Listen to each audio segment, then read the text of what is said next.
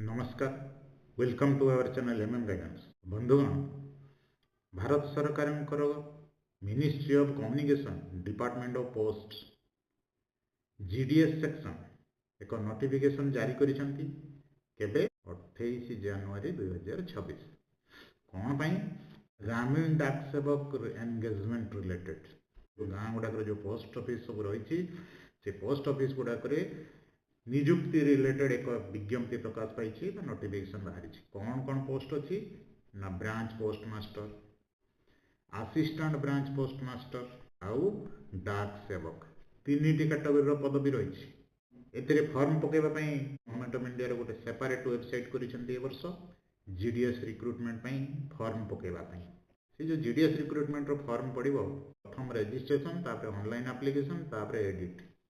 ए भितर आमको दुईटी कंपलसरी करने पड़ो। जदि आम फॉर्म पकेबा प्रथम रजिस्ट्रेशन करने पड़ो 31 जनवरी रू 14 फेब्रुआरी 2026 भितर आमको रजिस्ट्रेशन करने पड़ो। रजिस्ट्रेशन कलापर आमको form submission online form submission करने पड़ो। ऑनलाइन फॉर्म सबमिशन 2 फेब्रुआरी रू 16 फेब्रुआरी भितर हो पार। जदि किसी करेक्शन एडिट दरकार पड़ुछि 18 तारीख पाखरु 19 तारीख 2 दिन समय दिखाई से 2 दिन भितर आम करेक्शन करें। लास्ट डेट धरी नियंतु 14 बोलिके 14 भितर जब आम रजिस्ट्रेशन न करुचे ताहले हो पार ना।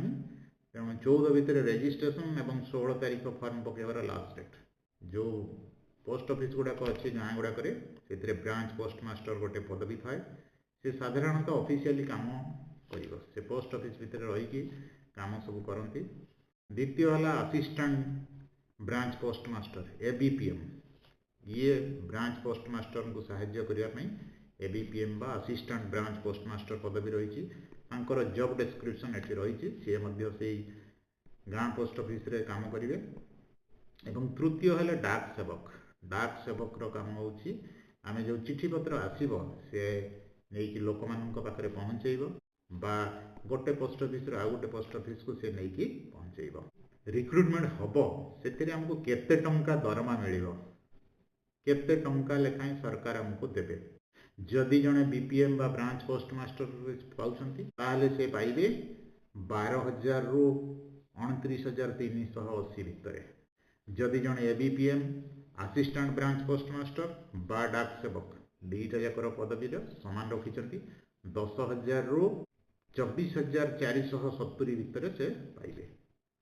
सहित आउ कौन कौन रही आनुआल इनक्रीज 3% हम प्रत्येक वर्ष 3% बढ़ 3% बढ़ा सहित गवर्नमेंट ऑफ इंडिया जो रही अदर अलाउंस डीए बा नेशनल पेंशन स्कीम रो जो एप्लिकेबल डिस्चार्ज बेनिफिट ग्रेचुइटी ये सब सागे मिल। आम नेक्स्ट जीवा जे इलिजिबिलिटी क्राइटेरिया कौन कौन हेले आम अप्लाई करिपरिबा। इलिजिबिलिटी क्राइटेरिया मध्य मुख्यतः हूँ प्रथम है एज लिमिट 18 वर्ष रु 40 वर्ष भितर थिले आम अप्लाई करिपरिबा। रिलैक्सेशन रही क्या रिलैक्सेशन रही ना जदि आम एसटी एससी कैटेगरी होचे ताले 5 वर्ष रिलैक्सेशन मिल माने 45 वर्ष पर्यंत आम अप्लाई करिपरिबा। ये ओबीसी होइछे ताले आम 3 वर्ष रिलैक्सेशन पाइबा 43 वर्ष पर्यंत अप्लाई करिपरिबा। ईडब्ल्यूएस कौन सी एज रिलैक्सेशन ना डिजेबिलिटी बा दिव्यांग होइछे ताले हमको 10 वर्ष रिलैक्सेशन मिल। नेक्स्ट आमर एजुकेशनल क्वालिफिकेशन केते दरकार केते पाठ आम पढ़िथिबा दरकार। एजुकेशनल क्वालिफिकेशन जीडीएस में secondary school examination 10th standard pass करथिबा दरकार एवं कौन थी से 10th रे निश्चित भाव में मैथमेटिक्स और इंग्लिश थिबा दरकार। बाद से गोटे कंडीशन रोचे जेहेतु आम ग्रामीण डाक सेवक हिसाब से ग्राम पंचायत रे काम करवा गाँ गुड़ाक काम करवा आम लोकल लैंग्वेज जानी दरकार। लोकल लैंग्वेज कंपलसरी जदि ओडिशा रे चाहूचे ताले आम ओडिया लैंग्वेज जानी दरकार, ओडिया लैंग्वेज पढ़ी दरकार, ओडिया सर्टिफिकेट थिबा दरकार। यह सांगरे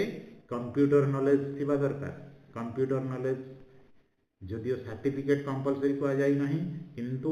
कंप्यूटर नॉलेज थिबा दरकार। अदर क्वालिफिकेशन देखो computer knowledge, knowledge of cycling आम साइकेल चले जानुवा दरकार, साइकेल चढ़ी पारुवा दरकार बा आमर मोटरसाइकेल किंबा लाइसेंस थिबा दरकार ताकू चले जानिथिबा दरकार। कहीं ना मन करंतो डाक चिठीटा आसिला आम चिठीटा नहीं कि देबा केमिति दबा साइक्लिंग तुमको कंपलसरी कराई आउ एडिक्वेट मीन्स ऑफ लाइवलीहुड थिबा दरकार माने आमे जो चाकरी करूचे से जी दरमा पाइबा से आमर तो हुए तो एडिक्वेट हो न पारे तेणु आमर अल्टरनेट किसी गोटे रास्ता थिबा दरकार से रिलेटेड मध्य हमको गोटे अंडरटेकिंग देवाई पड़ो reservation ST SC OBC PWD EWS एमानंक पई रिजर्वेशन गवर्नमेंट ऑफ इंडिया रो गाइडलाइन अनुसार रिजर्वेशन मध्य मिलिबो जदि रिजर्वेशन पाइबा ताले हमको से अनुसार सर्टिफिकेट देवाई पड़ो एसटी एससी जदि क्लेम करछे एसटी एससी रो जो गवर्नमेंट ऑफ इंडिया रो सर्टिफिकेट रही ओबीसी एनसीएल जदि क्लेम करवा तार मध्य सर्टिफिकेट रो जो फॉर्मेट अच्छी से फॉर्मेट रे हमको देवाई पड़ो देले जाइए आम रिजर्वेशन पाइबा किपरि अप्लाई करवा फॉर्म किपरि आवेदन करवा हाउ टू अप्लाई जो गवर्नमेंट ऑफ इंडिया मैंने सेपरेट गोटे वेबसाइट देइछंती से वेबसाइट को लॉगिन करके हमको रजिस्ट्रेशन करवा रजिस्ट्रेशन कला परे फॉर्म अप्लाई करवा अप्लाई करला परे हमको जहाँ जहाँ डॉक्यूमेंट मागिबो ताको मध्य अपलोड करिया पई पड़िबो सिलेक्शन क्राइटेरिया किपरि सिलेक्शन हम मार्क सिलेक्शन हम प्योरली मेरिट कौन सी परीक्षा हम ना 10th क्लास रो जो मार्क थी से मार्क को लेकिन सिलेक्शन हम merit will be prepared on the basis of mark obtained और conversion of grade points to the mark जदि ग्रेड रे पाइथिबा ताले ताको मार्क कन्वर्सन करिकी से मार्क को लेकिन प्योरली मेरिट बेसिस रे हम तेणु आउ काल विलंब न करिकरी यथाशीघ्र फॉर्म आवेदन आरंभ हो जाइए आम फॉर्म पकईदबा आवेदन समय हमको मार्क सीट देवाई पड़ो आइडेंटिटी प्रूफ रे हम आधार दे पारिबा भोटर आई कार्ड दे पारिबा जदि अच्छी नले ड्राइविंग लाइसेंस से भी आइडेंटिटी प्रूफ नेक्स्ट है कास्ट सर्टिफिकेट जदि आम रिजर्वेशन क्लेम करछे एसटी एससी एनसीएल बा ईडब्ल्यूएस ताले तार सर्टिफिकेट देवाई पड़ो जदि आम पीडब्ल्यूडी बा दिव्यांग भाव में रिजर्वेशन चाहूचे तार सर्टिफिकेट दबा ईडब्ल्यूएस रो क्लेम करछे ताले ईडब्ल्यूएस सर्टिफिकेट दबा ट्रांसजेंडर क्लेम करबा ताले हम ट्रांसजेंडर रो सर्टिफिकेट दबा पड़ो लास्ट रे होचे डेट ऑफ बर्थ प्रूफ हिसाब से हमें मैट्रिक सर्टिफिकेट दे परिबा बा बर्थ सर्टिफिकेट दे परिबा मेडिकल फिटनेस सर्टिफिकेट फॉर्म किपरि पड़िबो से संबंध रे टिके आलोचना करबा प्रथम होची रजिस्ट्रेशन किपरि करबा ना ये जो तांको वेबसाइट देइछंती गवर्नमेंट ऑफ इंडिया रे जो फॉर्म पड़िया पई वेबसाइट अछि से वेबसाइट को जाइए हमको रजिस्ट्रेशन करने पड़ो निजर मोबाइल नंबर और निजर ईमेल आईडी कंपलसरी दरकार ताकू हमको से रजिस्ट्रेशन समय देवाई पड़ो मोबाइल नंबर ईमेल आईडी आउ जो थे आम 10th क्लास पास करेछे से केबे पास करेछे कौन पास करेछे तार जहाँ इनफॉरमेशन मांगो ताकू हमको से फिलअप करने पड़ो फिलअप करके सबमिट कले गोटे ओटीपी आसो वन टाइम रजिस्ट्रेशन जो ओटीआर वन टाइम रजिस्ट्रेशन से ओटीपी आसो से ओटीपी को आम देले कैंडिडेट आउ रजिस्ट्रेशन सक्सेस हो फास्ट टाइम रजिस्ट्रेशन हो रजिस्ट्रेशन होगापर वन टाइम रजिस्ट्रेशन प्रोसेस रे contact valid mobile number and email ID तापर पर्सनल डिटेल्स निजर आ पासवर्ड क्रिएट करके ताको हम निज पाखे रखा एवं से जो ओटीआर रो फॉर्म नंबर बाहर जनरेट हो ताको आम रखा नेक्स्ट रजिस्ट्रेशन नंबर एवं पासवर्ड को देकी आम ऑनलाइन रे फॉर्म फिलअप करवा गोटे सर्कल रे गोटे फॉर्म पकेबा डबल फॉर्म पकई दौचे ताहले हमर दीटा जाक कैंसिल हो रिजेक्ट हो तेणु सब बड़े ध्यान देवा जे गोटे डिवीजन रे आम फॉर्म पकेबा और गोटे फॉर्म पकेबा से पोस्ट प्रिफरेंस दे परिबा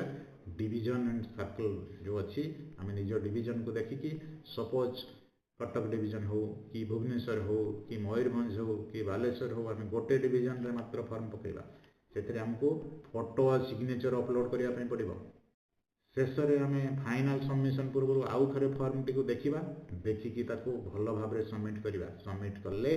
फी पेमेंट मांगे 100 टंका पड़ो जेनेल पिला 100 टंका एससी एसटी बा पीडब्ल्यूडी ट्रांसजेंडर फीमेल एम फॉर्म फिलअप कॉस्ट किसी ना से एग्जाम्प्ट कराई फ्री जो डिवीजन वाइज केते वैकेंसी अच्छी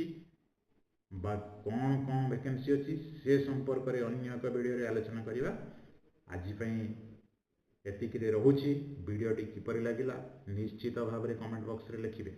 एवं सांग बा नियर डियर मध्य शेयर करेंगे लाइक सब्सक्राइब चैनल को निश्चित करेंगे हेले परवर्ती समय जहाँ नूतन वीडियो आसो ताकू आपण प्रथमे देखिपारे एतिकी कही रोची धन्यवाद जय जगन्नाथ।